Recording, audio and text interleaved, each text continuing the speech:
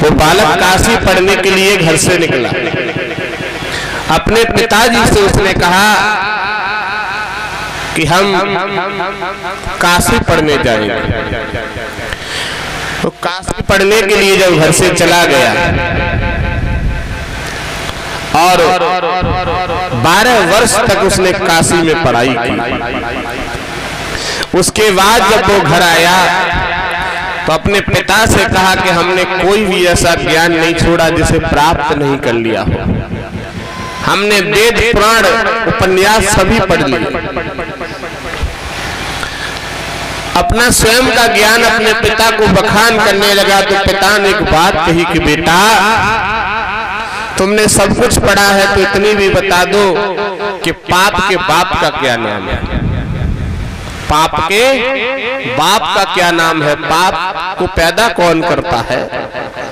उसने कहा ये तो हमने कहीं पढ़ा ही नहीं। तब उस समय उस पिता ने कहा तो तुमने कुछ भी नहीं पढ़ा।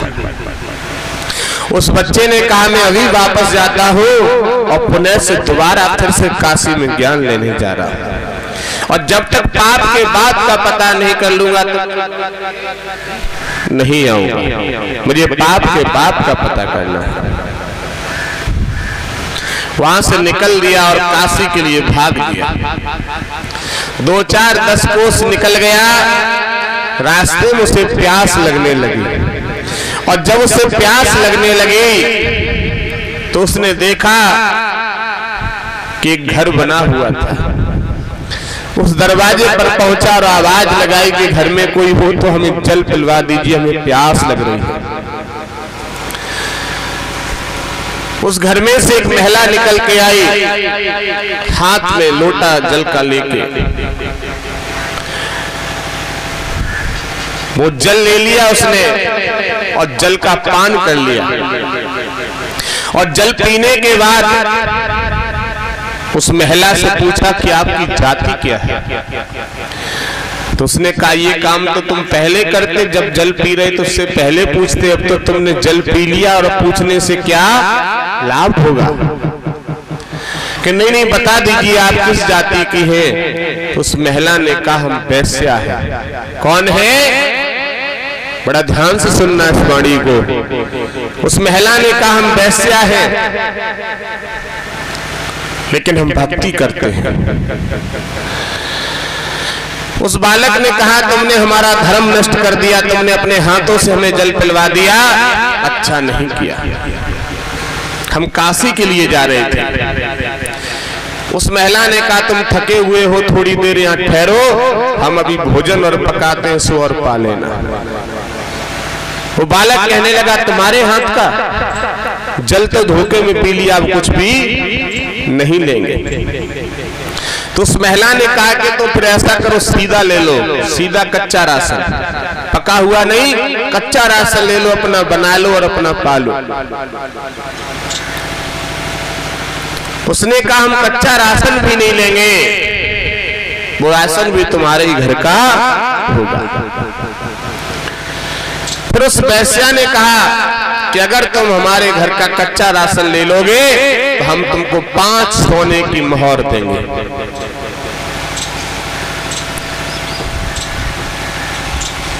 उस बालक ने सोचा 5 सोने की मोहर मिल रही है, यहाँ कोई है नहीं, ले लेते हैं। कहा ठीक है 5 मोहरें लेके आओ और कच्चा राशन लेके आओ, हम ले लेंगे। वो कच्चा राशन और 5 मोहर लेके आई वैश्या। जैसे इस बालक ने ऐसे हाथ बढ़ाया तो उस वैश्या ने फिर से एक बात कही कि ये राशन अगर हमारे द्वारा हाथ से पकवा लो और उसके बाद खा लेना तो हम तुमको 10 मोहर देंगे।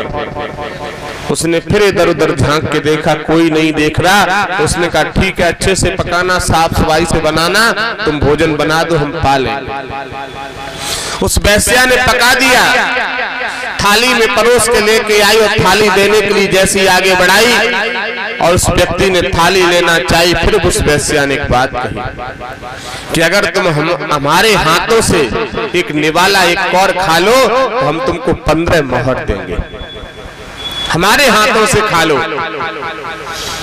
उस बालक ने फिर इधर उधर झांक के देखा, कोई देख नहीं रहा है। तो उसने कहा देखो एक ही कौर खाएंगे कि हाँ एक कौर खा लो, हम 15 मोहर देंगे। एक कौर लिया और उस बच्चे की तरफ आगे बढ़ाया। बच्चे ने मुंह खोला, कौर को खाने के लिए वेश्या ने एक चांटा गाल पर दिया और जिस जगह बैठी थी उस जगह से खड़ी हो गई। उस बच्चा भी खड़ा हो गया, कहने लगा तुमने हमें मारा है, तुम्हारी हिम्मत कैसे पड़ गई तुम्हारा हाथ उठाने की। वेश्या ने कहा चुप बैठो। कहां जा रहे थे तुम? कहा हम काशी जा रहे थे। क्यों? कहा हमारे पिता ने कहा है कि पाप के बाप का क्या नाम है। वेश्या ने दूसरा फिर से चांटा उसी गाल पर दिया और कहा जाओ पिताजी से जाकर कह देना कि पाप के बाप का नाम है लोभ। क्या नाम है? लोभ। हमने तुम्हें जल पिलवाया तब तुमने हमसे कहा कि तुमने हमारा धर्म नष्ट कर दिया। हमने कच्चा राशन देने के लिए कहा तो तुम लेने के लिए तैयार नहीं हुए। जब हमने तुमको 5 मोहर का लोभ दिया तो तुम तैयार हो गए। फिर हमने बनाने के लिए कहा तो तुम तैयार नहीं हुए। जब हमने तुमको 10 मोहर का लोभ दिया तो तुम बनवाने के लिए तैयार हो गए भोजन। और जब हमने अपने हाथ से तुम्हें कौर खिलाने के लिए कहा तो तुम तैयार नहीं हुए। और जब हमने 15 मोहर देने के लिए कहा तो तुम्हारे अंदर लोभ पैदा हो गया और तुम हमारे हाथ से खाने के लिए तैयार हो गए। इसलिए पाप को पैदा करने वाला कौन है? लोभ। लोभ ही पाप कराता है। जाओ अपने पिता से कह देना। हमें लोभ दे देते हैं लोग कि तुम फलाने में गोली मार दो, हम तुमको 10 लाख रुपए दे देंगे। सोचते हैं कौन देखेगा, मार देता हूं। वो पाप हमारे ऊपर चढ़ रहा है जिसने 10 लाख रुपए का लोभ दे दिया। वो कहता है तुम्हें 1000 रुपए दे देंगे, तुम ये बात झूठ कह देना, हम बच जाएंगे। 1000 रुपए के लोभ में आके कह देते हाँ हमने भी देखा था, इनकी गलती नहीं है, सही कर रहे। वो 1000 का लोभ चढ़ गया तुम्हारे ऊपर, पाप को तुम्हारे ऊपर पैदा कर दिया। 1000 के लोभ में आके तुमने पाप अपने ऊपर चढ़ा दिया। इसलिए पाप के बाप का नाम क्या है? लोभ। हमारे ऊपर पाप कभी नहीं चढ़ सकता अगर हम लोभ पैदा नहीं करेंगे तो पाप नहीं आएगा। क्योंकि लोभ का ही बच्चा है कौन? पाप। हम लोभ में फंस के पाप कमा लेते हैं। हमें लोभ आ गया कि आज हमारे घर पर कोई 2000 रुपए देने आ रहा, आज हम सत्संग छोड़ देंगे तो कोई बात नहीं, अगले मंगल कर लेंगे। वो 2000 के लोभ ने हमारा सत्संग छुड़वा दिया। आज हम गेहूं में पानी लगा लेंगे, कल पानी मिले या ना मिले तो गेहूं के पानी का लोभ लगा तो सत्संग छूट गया। आज हमें रिश्तेदारी में जाना है, सत्संग फिर कर लेंगे, तो रिश्तेदारी का जब लोभ लगा तो हमने सत्संग छोड़ दिया। वो पाप हमारे ऊपर चढ़ गया जो हमने लोभ में आके वो काम छोड़ दिया। इसलिए हमें पाप नहीं चढ़ाना है, हमें अपने दिन उसी हिसाब से टाइम टेबल से रखने हैं। हम विश्व भारत में 4-5 प्रांतों में जाते हैं कार्यक्रम करने के लिए। अभी बिहार में कार्यक्रम देके आए हैं, मध्य प्रदेश में कार्यक्रम कई कर चुके हैं, राजस्थान में कार्यक्रम हुए, हरियाणा में रोहतक तक हम कार्यक्रम कर चुके हैं। आपके दिल्ली में कई कार्यक्रम किए हैं और उत्तर प्रदेश में लगभग मेरे विचार से 60 जिला ऐसे होंगे जिनमें हम कार्यक्रम अब तक दे चुके हैं। लेकिन एक टाइम टेबल है कि मंगलवार को प्रेमपुरा धाम सरकार में ही सत्संग होगा। विश्व में हम कहीं भी घूमे लेकिन मंगल को हम वहीं मिलेंगे, दुनिया में कहीं भी। हमारा कार्यक्रम एक बार बिहार के जिला कटिहार में चल रहा था, जिला कटिहार। सोमवार को कार्यक्रम विश्राम हुआ रात्रि में। वहां लोगों ने सोशल आईडी पर देखा कि गुरुजी का कार्यक्रम सोमवार तक बिहार में लगा हुआ है, तो बिहार से मंगल को कैसे आश्रम में सत्संग हो जाएगा। वहां से निकलना हुआ, ड्राइवरों ने गाड़ी चलाई और हमने स्वयं गाड़ी को लगभग 300 किलोमीटर स्वयं चलाया। और प्रातः काल 4 बजे हम आश्रम में प्रवेश कर गए और आश्रम में आने के बाद सत्संग उसी तरह से प्रारंभ हो गया। बोलिए गुरुदेव भगवान की, प्रेमपुरा धाम सरकार की, बालाजी महाराज की, जगत जननी मैया की। अगले मार्च में 2 कार्यक्रम लगे हुए, एक महाराष्ट्र में कार्यक्रम बम्बई में है और दूसरा उत्तराखंड में हमारा कार्यक्रम हरिद्वार में है। 2 कार्यक्रम, वो कार्यक्रम भी और दोनों साथ ही साथ के हैं, थोड़े से अंतर में है। दोनों कार्यक्रम भी होंगे और आपका हमारा मिलन भी मंगलवार को वहां सत्संग में भी होगा। इसलिए कभी भी कोई भी भटकाना चाहे कि हमने मोबाइल नेट पर देखा कि गुरुजी फलानी तारीख को वहां है, वहां भी गुरुजी होंगे और वहां भी गुरुजी होंगे, ये कृपा उन्हीं की होगी भैया, ये कृपा भी उन्हीं की होगी। काम वो अपना कराते हैं जैसे करा सकते, दास बन गया हूं, जैसे सेवा कराना चाहे वैसे करा दे। मैं तो कहता हूं खुल के कि हमें ठंड लगाओगे हम सत्संग ही नहीं करेंगे। अब आपकी इच्छा जैसे रखो वैसे रखो, सत्संग करवाओ तो ठंड मत लगाओ, सत्संग कराओ तो गर्मी मत लगाओ, सत्संग करवाओ तो पेट में भूख मत लगा देना, भूख लगेगी सवेरे सवेरे हनु तुम्हारी तरफ रोटी खानू पड़े करे। अभी भोजन तो नहीं करते,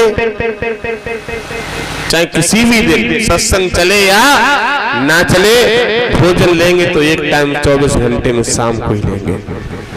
और जिस दिन भूख शुरू हो गई तो कराने वाले भी वही हैं, सुलाने वाले भी वही हैं, ठंड देने वाले भी वही हैं और सत्संग भेजने वाले भी वही हैं, वही सब कार्य करा रहे हैं।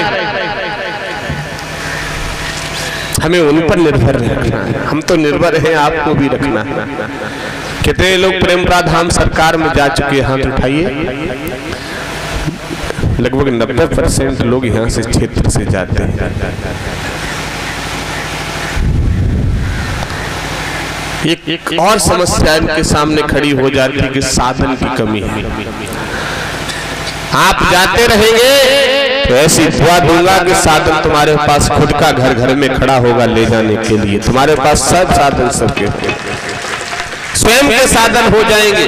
मोटरसाइकिल वाले को मोटरसाइकिल मिलेगी, 4 व्हीलर वाले को 4 व्हीलर मिलेगी, ट्रैक्टर वाले को ट्रैक्टर मिलेगा, जिसको जो चाहिए उसको वो मिलेगा। आप जाते रहिएगा, अपनी अरदास लेके पहुंचते रहिए और बस हम आपकी पूर्ति कराते रहेंगे, हम आपकी पूर्ति कराते हैं।